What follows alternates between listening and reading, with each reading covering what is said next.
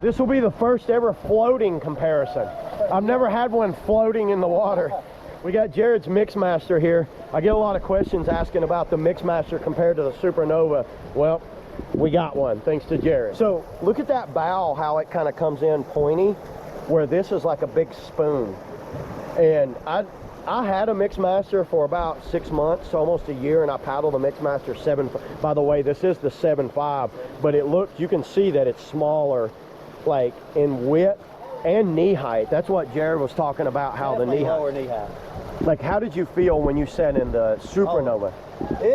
As far as comfort, it's similar to the Home Slice. Not like that at all. Home Slice is what I would compare it to as far as the boats I've been in. But it's way more easy to throw the bow down. Way more easy. Yeah, and it's that sharp edge, very sharp. And believe it or not, everybody, he just got into the Nova at 210, at 6 feet tall. And he was really 10.5 throwing it down.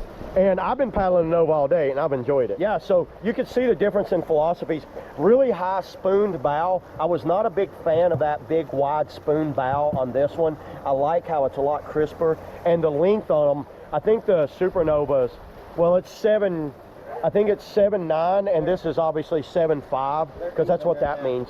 And look at the difference in the bows. I mean, the sterns. Oh, wow. I think that's what hurts this boat surfing. What do you think about as far as surfing? This is the worst surfing full slice I've ever been. How about that? Well, I'm not the only one to say that. See, I've said that and people got mad at me. And I love the MixMaster. I do too. It's great for his splats throwing down, but I think what Jared was talking about, he thinks that it'd be a great boat for someone just learning to cartwheel and kind of learning splats and all that. It's the boat I learned everything in. Yeah, but then when you start getting better, you want to get in something like this that can really throw down. Let's roll them over and look at the hulls. See, there's that SuperNova, very edgy rail, where this, it actually doesn't even have a rail up here. Yeah, look, there's nothing. The rail, man, that rail starts almost 2 feet back. Yeah. That's probably a solid. The stern also, same way. So what Jackson did, they brought this rail. It has a pretty good rail for spins here, but it fades out, and that helps it coming off rocks. This boat does not like rocks. I don't know. You haven't had it on anything rocky, but it does not like rocks. It is a beast on a wave. That's one of the best surfing boats I've ever paddled, is the SuperNova.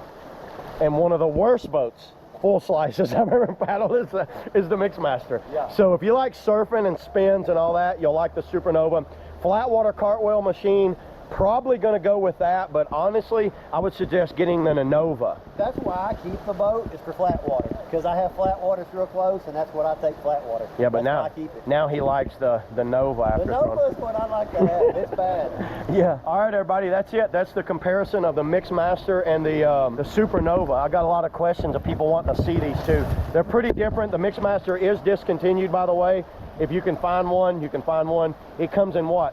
What's the other one? 7.0? 7.5 and 7.0. 7.0 and 7.5, and they're drastically different. Oh, yeah. This is already, I would consider this a small medium. I wouldn't even consider. I would say this somewhere between this and the Nova. There you go. This is a weird size in between the Nova and SuperNova, where I think that's a little big on some, and the Nova's going to be a little small on some. But yeah. All right, Jared, I appreciate it, my man. Thanks a lot. Awesome.